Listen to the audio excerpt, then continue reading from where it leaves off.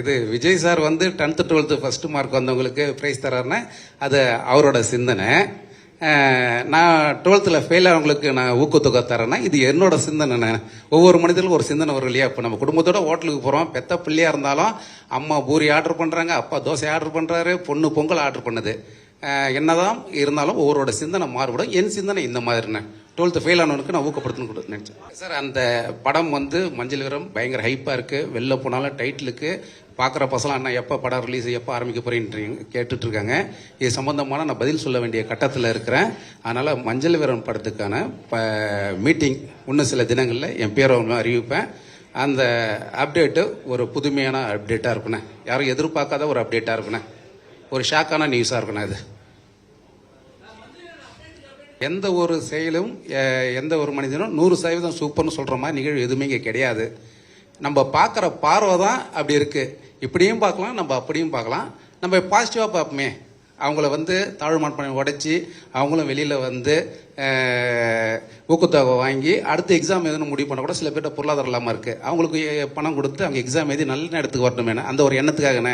இங்கே பார்த்தீங்கன்னா எல்லாருமே டிஸ்ட்ரிக்ட் லெவலில் ஃபஸ்ட்டு வந்தவனையும் ஸ்டேட் லெவலில் ஃபஸ்ட்டு வந்தவனுக்கும் பாராட்டி ஊக்கத்தொகை கொடுத்து அவனை பாராட்டிகிட்டே இருக்கீங்க. அவன் ஜெயிச்சிட்டான், அவனுக்கு பாராட்டும் வேணாம், ஊக்கம் வேணாம், ஓடிக்கிட்டே இருப்பான். நம்ம பாராட்டலாம் எதிர்பார்க்கல. இங்கே தோத்தவனை தான் ஊக்குவிக்கணும், அதுக்கு தான் ஆட்கள் இல்லை. ஏன் எனக்கு இந்த சிந்தனை வந்ததுன்னா, நான் ஏற்கனவே ஒரு படம் முடிச்சிருக்கேன், உங்களுக்கு தெரியும், திருவிக்கா போங்கன்னு ஒரு படம் எடுத்து தோத்து பல போராட்டங்களை கண்டு எண்ணியாலே தூக்கிட்டு ஓட முடியாமல் இருந்து நான் திரும்ப இதே இடத்துல நின்று உங்கள்கிட்ட மைக்கு பிடிச்சி நான் பேட்டி கொடுக்குறேன்.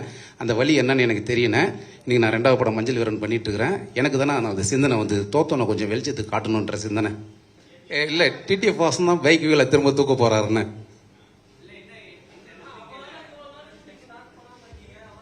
இல்ல பிரதர், நான் ஒருத்தன் பக்கத்தில் இருக்கேன், இருந்தும் நீங்க ஹீரோவை கண்டுபிடிச்சிட்டீங்களா, ஹீரோவை மாற்ற போறீங்களா, ஹீரோவை செய்ய போறீங்களா அப்படின்னு கேட்டிருக்கீங்களே. எனக்கு அதான் ரொம்ப மன வருத்தமா இருக்கு.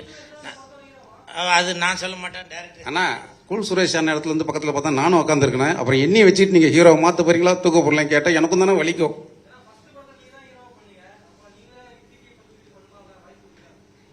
இல்லைண்ணா மறுபடியுமா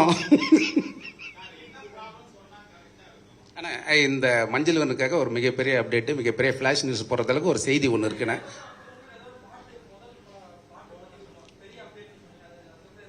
இல்லைண்ணா அதுக்கப்புறம் தான் அந்த படத்தில் எல்லாமே என்ன நடந்ததுன்னு உங்களுக்கு தெரியும். சூழ்நிலைகள் எப்படி இருக்குன்னு உங்களுக்கே நல்லா தெரியும், தெரிஞ்சு நீ கேட்குறீங்க. ஆனால் இப்போ கொடுக்கறது ஒரு மிகப்பெரிய அப்டேட்டு. அதிலேருந்து படப்பிடிப்புகள் அப்படியே போயிட்டுருக்கோம். நீங்களும்